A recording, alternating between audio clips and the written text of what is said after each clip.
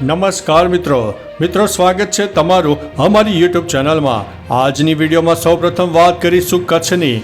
મિત્રો કચ્છની 21 જગ્યાઓ ઉપર લોકો ફરવા હવે નહીં જઈ શકે।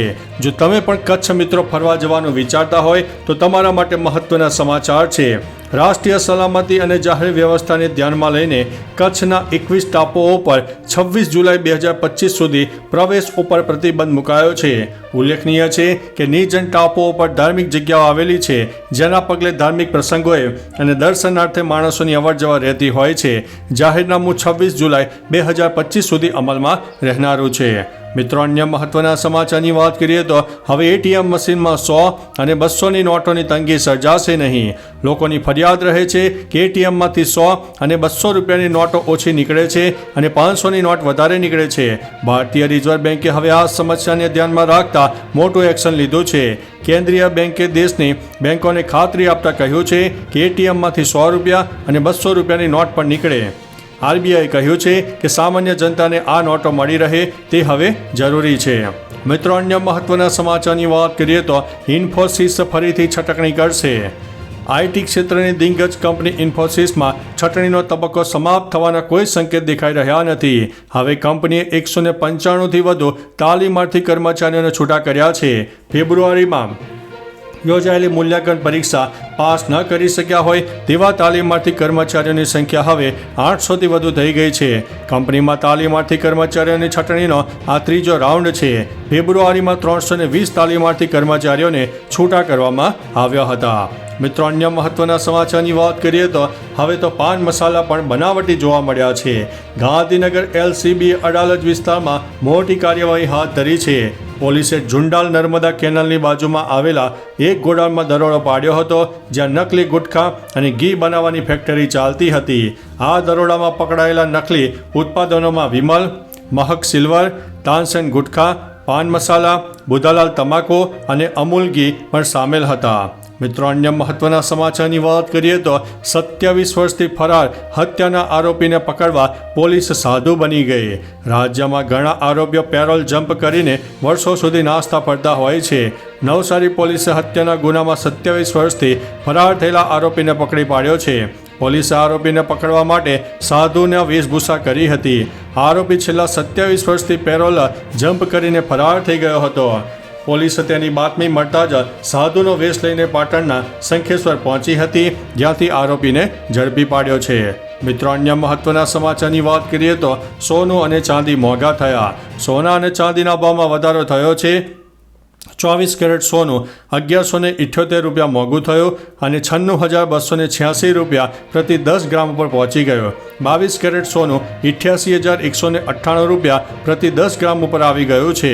તો ચાંદીના ભાવમાં 55 રૂપિયાનો થોડો વધારો થયો છે। આ વધારા સાથે ચાંદીનો ભાવ 96,481 રૂપિયા પ્રતિ કિલોગ્રામ પહોંચી ગયો છે। બુધવારે અક્ષય તૃતીયાના દિવસે સોના અને ચાંદીના ભાવમાં વધારો થવાની ધારણા હતી। મિત્રો અન્ય મહત્વના સમાચારની વાત કરીએ તો રાજકોટમાં યુવકની જાહેરમાં હત્યા કરવામાં આવી છે। રાજકોટ શહેરના જિલ્લા ગાર્ડન પાસે આવેલા સ્લમ ક્વાર્ટરમાં રહેતા 21 વર્ષીય ઈશાન મેમણની હત્યા કરવામાં આવી છે।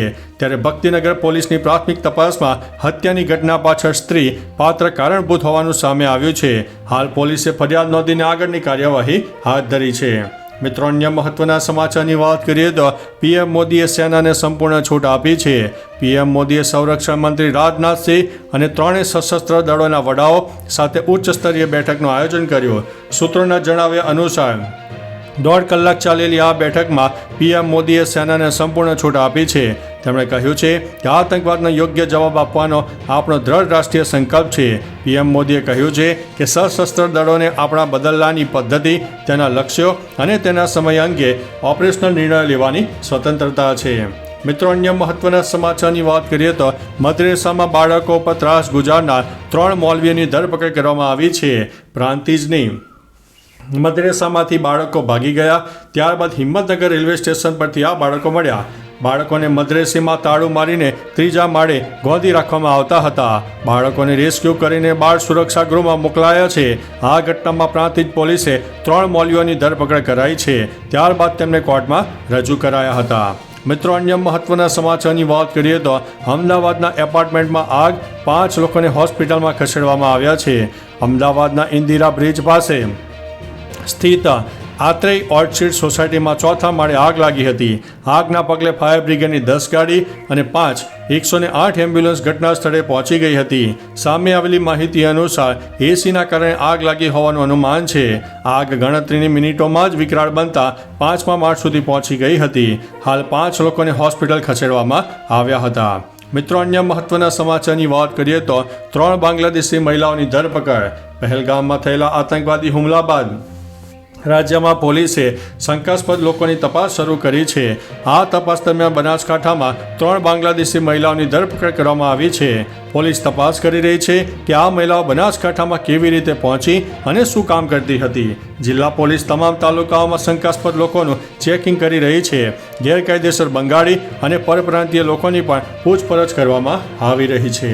મિત્રો, અન્ય મહત્વના સમાચારની વાત કરીએ તો અમદાવાદમાં સિઝનનો સૌથી ગરમ દિવસ નોંધાઈ ગયો. અમદાવાદમાં સિઝનનું સૌથી વધુ તાપમાન 44.8 ડિગ્રી તાપમાન નોંધાતા અમદાવાદીઓ ભારે અકળાયા હતા. રાજ્યમાં હવામાન વિભાગે સૌરાષ્ટ્ર અને કચ્છમાં હીટવેવની આગાહી કરી છે. અમદાવાદ ઉપરાંત રાજકોટ અને અમરેલીમાં પણ તાપમાનનો પારો 44 ડિગ્રીને પાર પહોંચી ગયો હતો. રાજ્યના 8 શહેરોનું તાપમાન 40 ડિગ્રી કરતાં વધુ નોંધાયું હતું. મિત્રો, અન્ય મહત્વના સમાચારની વાત કરીએ તો શૌર્ય ચક્ર વિજેતાની માતાને પાકિસ્તાન મોકલવામાં આવી છે. કાશ્મીરમાં રહેતા 60 પાકિસ્તાની નાગરિકોને તેમના દેશમાંથી દેશ નિકાલ કરવામાં આવી રહ્યા છે. આમાં જમ્મુ કાશ્મીર પોલીસના શહીદ શૌર્ય ચક્ર વિજેતાની માતા અને પાકિસ્તાનમાં રહેતા CRPF જવાનની પત્નીનો સમાવેશ થાય છે, જેથી તેઓને પણ પાકિસ્તાન મોકલવામાં આવ્યા હોવાની માહિતી સામે આવી છે. મિત્રો, અન્ય મહત્વના સમાચારની વાત કરીએ તો ચંડોળા તળાવમાં દેહ વ્યાપારનું મોટું રેકેટ ચાલતું. ક્રાઇમ બ્રાન્ચના જેસીપી શરદસિંહે કહ્યું છે કે અહીં ઘણા બધા કિસ્સાઓ સામે આવ્યા છે, જેમાં છેલ્લા 6 માસમાં ઘણા કેસ થયા છે. દેહ વ્યાપારનું મોટું રેકેટ પણ અહીં ચાલતું હતું. ગયા વર્ષે પણ કેસ દાખલ કર્યા છે. લલ્લા બિહારીને ત્યાં એસી રૂમ મળી આવ્યા છે. તે બળજબરીથી દેહ વ્યાપાર કરાવતો હતો. મની લોન્ડરિંગ અને ખોટી કંપનીઓ દ્વારા પૈસા બાંગ્લાદેશ પણ મોકલવામાં આવતા હતા. તો ચાલો મિત્રો, ફરીથી દેશ અને દુનિયાના સુપરફાસ્ટ સમાચાર લઈને મળતા રહીશું. ત્યાં સુધી અમને રજા આપશો. નમસ્તે.